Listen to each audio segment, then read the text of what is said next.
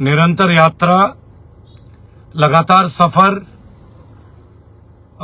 कल रात को दिल्ली लौटा हूं मैं, परसों डोडा, उससे पहले कहीं, अब कहीं, और इतना ज्यादा सफर कि शरीर थक चुका है। बिल्कुल ऐसा लगता है जैसे जिस्म में जान नहीं है। अभी बोलना चाह रहा हूं, गले में तकलीफ है। एक बात है, मैं आपको बताऊंगा कि वचन अगर दो तो निभाना चाहिए, नहीं तो वचन देना नहीं चाहिए, जो बात है। और पूरा देश और मैं खुद, हम सभी साथ भुगत रहे हैं, क्योंकि हम वचन देते हैं, निभा नहीं पाते। तो निभाना चाहिए। मैं अपने हिस्से का वचन निभाने का प्रयास कर रहा हूं और करूंगा, लेकिन ये बहुत संबंधित है। जो बात मैं आपसे बोल रहा हूं ना, ये बहुत जुड़ा हुआ मसला है। आप देखिए ना, लद्दाख जल रहा है, लद्दाख जल रहा है। कहीं पे जेल में युवा जल रहे हैं। युवा जलने का मतलब है जेलों में बंद होना, उनकी जिंदगियां बर्बाद हो रही है। बराबर। आप लोगों ने देखा था सोनम वांगचुक, मैं उनकी भूख हड़ताल तोड़वाने गया था और तोड़वा के भी आया था। मेरे अच्छे मित्र हैं, बड़े भाई हैं। एंड अभी भी मैं कुछ दिन पहले मिलकर आया था और मैंने देखा बीजेपी के कार्यालय को लद्दाख के नौजवान ने धू धू करके जला दिया। और लोगों में इतना गुस्सा स्टेटहुड को लेके, क्योंकि मोदी जी ने वादा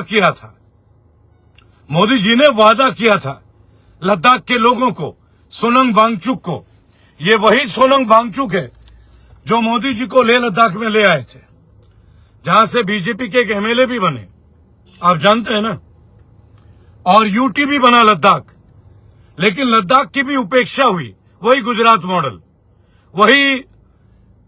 मॉडल का ढकोसला, वो झूठ, सो कॉल्ड डेवलपमेंट का मॉडल।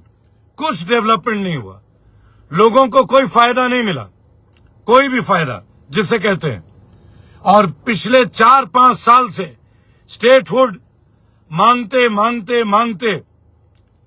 लद्दाख के लोग सड़कों पे आ गए, लद्दाख के युवा सड़कों पे आ गए और उन्होंने बीजेपी के दफ्तर में आग लगा दी, पुलिस के गाड़ियों में भी आग लगाई।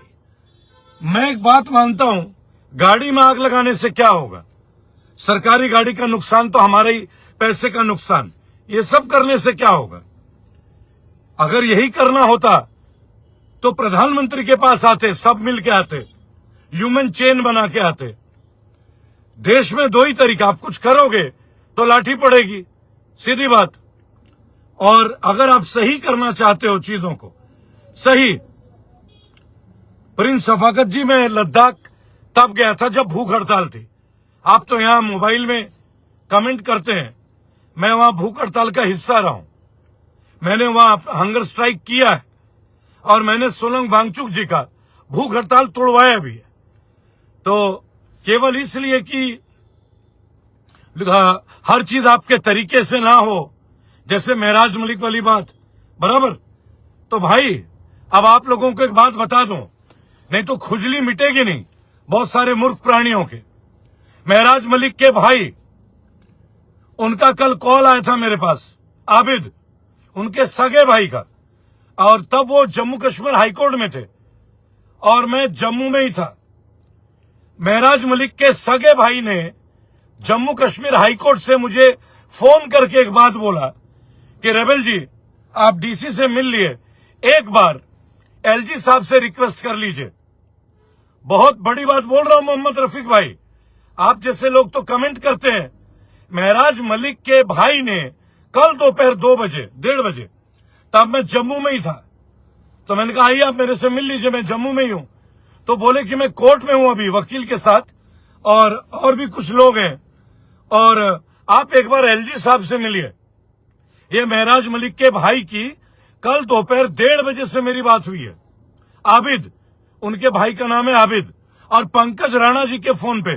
फिर मैंने अपने फोन से भी फोन किया महराज के भाई से, समझ रहे मेरे भाई। तो ये जो कमेंट लिखते हो ना तुम लोग केवल लिखते हो, बे हम लोग ना दौड़ते हैं, जाते हैं। महराज का भाई तो मुझे फोन कर रहा है कि एलजी से आप मिल लीजिए। आपकी बात एलजी साहब सुनेंगे और तुम लिखते हो खाली टीआरपी टीआरपी। अबे गधे, टीआरपी के लिए कोई पीएसए वाले क्षेत्र में चला जाएगा? रेबल सदानंद बत्ती इतना बड़ा तोप है क्या? अगर महराज मलिक जेल से आ सकता है तो मुझे भी तो भेज सकते थे। थोड़ा सोचिएगा। अरे हम मेहनत कर रहे हैं। महराज मलिक के घर वाले मुझे कहते हैं कि आप बात कर लो एलजी साहब से। ये कल की बात है और कल उन्होंने पिटीशन फाइल किया है। कल मैं तो 10 दिन से बोल रहा था, उनके वकीलों को भी मैसेज दिया था कि भाई एफआईआर क्वैशिंग क्यों नहीं कर रहे हो? कभी बुद्धि से नहीं काम करना आता आप लोगों को। एक आदमी अपना सेहत तोड़ के भी दौड़ रहा है, सुबह शाम दौड़ रहा है, उसमें भी आप लोगों को राजनीति दिखती है। अबे मेरे भाई, अगर मुझे राज्यसभा जाना है ना, जब जाना चाहूं चला जाऊंगा, इतनी पावर में रखता हूं। जो आदमी 150 एमएलए बना सकता है उसको पॉलिटिक्स की जरूरत है? अबे मैं एमएलए एमपी उतारता हूं, समझे, और चढ़ाता हूं।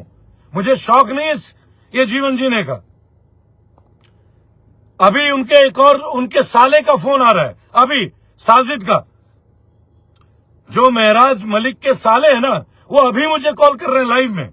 साजिद, दिखा दूं ये फोन काट के उसका कॉल लिस्ट। उनके घर वाले मेरे साथ हैं। ये 2-4 छटंकी ड्रामे करते हैं। 72 घंटे। अरे तुम्हें मालूम है कितने एविडेंस लगा दिए? पक्का काम कर दिया उन लोगों ने। मैं तो फिर भी हाथ जोड़ रहा हूं डीसी के, एलजी के। अगर हमें झुक के भी मिल जाए तो झुक के भी महराज को मैं बाहर निकालना चाहता हूं। भाई हर चीज में राजनीति मत करो। टीआरपी क्या बोलते हो यार? जो मर्जी बोल देते हो यार। महराज मलिक का सगा भाई आबिद, वो मुझे कल दोपहर 1:30 बजे फोन करके कह रहा है कि रेबल सर, हम आपके साथ हैं, प्लीज आप एलजी मनोज सिन्हा से बात कीजिए। आपकी बात मानेंगे तो शायद वो छोड़ देंगे। कैसी बातें करते हो यार? मैं उसे छुड़ाने की मेहनत कर रहा हूं, तुम लोग यहाँ गंदी बातें करते हो। देखा नहीं कितने पुलिस वाले मुझे लेके गए थे, मेरा फोन तक ले लिया गया था। अरे तुम्हारे सामने ही तो लाइव हूं। इस देश में बड़ी दिक्कत है। ईमानदारी से काम करो तो दिक्कत नहीं, किसी को वचन दो। वो इंसान ये भी भूल जाता है कि जान से बड़ा वचन है। मरना पसंद है, वचन व्यर्थ नहीं जाएगा जी। जो वचन दिया वो पूरा करेंगे बस। बाकी दुनिया की बात है, अपने हिस्से का मैं तो करूंगा।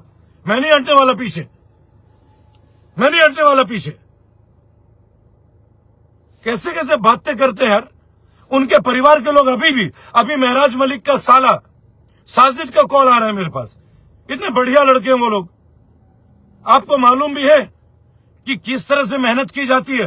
कभी निकाला है किसी को जेल से? कभी किसी के लिए जमानत दी है? हमने दी है, निकाला रहे भी है। हमें मालूम है प्रोसेस क्या है।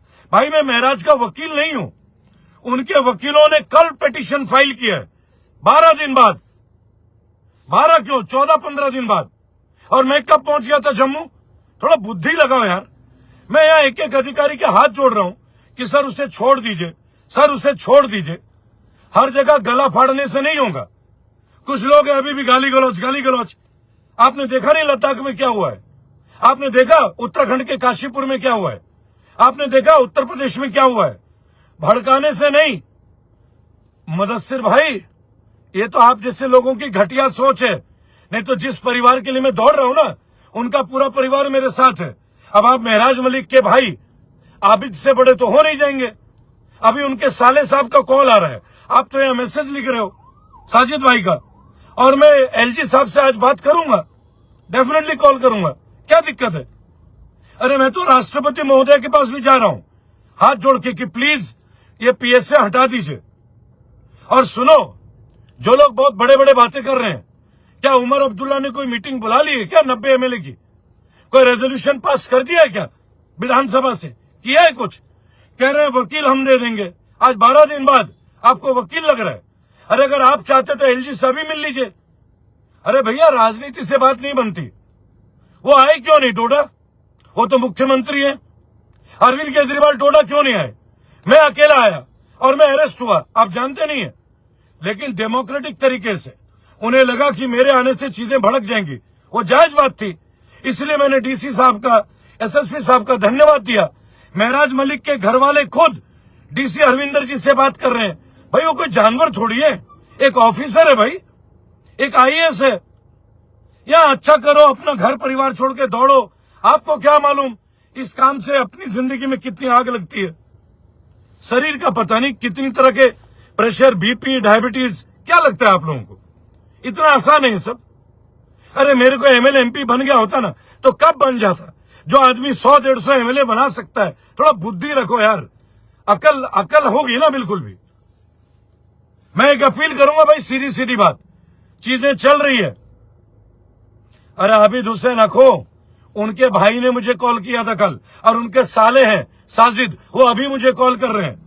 मैं उनके घर में तमाम लोगों से मिलकर आ चुका हूं भाई, A to Z, सब मुझे फोन कर रहे हैं। कल उन्होंने बोला कि प्लीज आप एलजी साहब से बात कीजिए, रेबेल जी, एलजी साहब मान जाएंगे। थोड़ा भावना रखो यार सब मिलके प्लीज। मैं अपना काम कर रहा हूं भाई, अपने जी जान से। घर छोड़ के पुलिस से पास गिरफ्तार हुआ, फिर भी आप लोगों को नहीं समझ में आ रहा यार, एक आदमी और क्या कर सकता है? सोचो एक बार यार दिल से, कम से कम मैं घर छोड़ के मेहनत तो कर रहा हूं ना, सोचो एक बार। और मैं रॉन्ग कमेंट से परेशान नहीं होता। अरे जब मेरे अपने लोगों ने मेरा साथ छोड़ दिया था तो कमेंट वालों का क्या करना है, जिनको मैं यहां रखता था, यहां जब उन लोगों ने मुझे इमरजेंसी में छोड़ा तो और मैं बोलूं ही क्या, बराबर। तो मैं ज्यादा ये सब नहीं, मुझे मेरा काम करना है। आप लोग दुआ कीजिए कि जो एफर्ट मैं कर रहा हूं ना, अगर आप लोग साथ दें तो शायद महराज को जरूर ले आऊंगा, जरूर ले आऊंगा। बुरहान भाई, आप जैसे लोग केवल भगचोदी कर सकते हैं, बस, इससे ज्यादा कुछ नहीं। हमें मालूम हम क्या करते हैं। हम उस पॉइंट से लेके उस जगह तक जाते हैं जहां सोचने में, जाने में आपकी हिम्मत भी नहीं होगी। आप लिखने के शेर हैं, हम केवल इंसान हैं मेरे भाई, तो हमें आपकी क्या ही करना है। पर हां, मैं कहता हूं कि एक तरीका है, सरकार भी झुक जाएगी अगर सरकार के सामने आप झुक जाओ। ये तरीका है भाई, ये तरीका है। गाली गलौच हुआ है, डिफॉर्मेशन हुई है, प्रॉब्लम है भाई, प्रॉब्लम है प्रॉब्लम। नहीं तो आपको क्या लगता है जो आदमी 24 घंटे भिड़ जाता है, कहीं ना कहीं मेरा हाथ भी कमजोर हुआ है। एविडेंस देखे मैंने, कुछ ऐसा नहीं है, देखे मेरे भाई। लेकिन फिर भी एक बात, अब ये ताहिर शेख अपने पिताजी का नाम लिख रहे हैं, लिखिए भाई, आपके पापा का नाम यही होगा शायद, लिखिए, अच्छे से लिखिए। कोई कहता आओ, कोई कहता है वापस जाओ, मतलब आप लोगों से पूछ के काम होगा। अपना हिस्से का काम कीजिए। मुझे मालूम है, उनके घर वालों को मालूम है, महराज के घर वाले जानते हैं क्या होगा और क्या होने वाला है, राइट। आप लोग केवल कमेंट करके शेयर मत बनिए, सपोर्ट कीजिए अच्छी चीज के लिए, दुआ कीजिए कि वो लड़का जल्दी आए।